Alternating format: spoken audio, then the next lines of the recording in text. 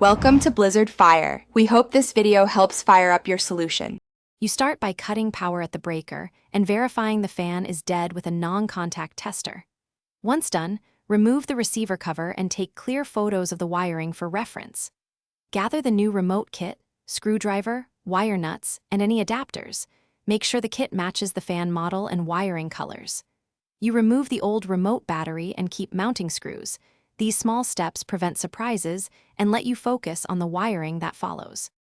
You now remove the old receiver and compare it to the new one, matching colored leads so fan motor goes to motor, light to light, neutral to neutral, and hot supply to hot. Make secure connections with appropriately sized wire nuts, twisting firmly and wrapping with tape for extra hold.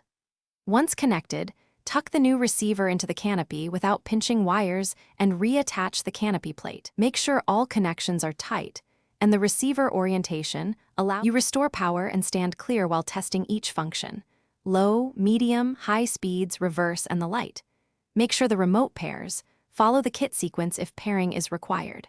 Once functions work, secure the receiver and position the antenna so it hangs unobstructed for reliable range, then reinstall any canopy screws. If something fails, turn power off and recheck your wiring and wire nuts, verify breaker and batteries, and repeat the remote pairing. Often a simple reset solves most issues. Thanks for watching. If you found this helpful, don't forget to like and subscribe.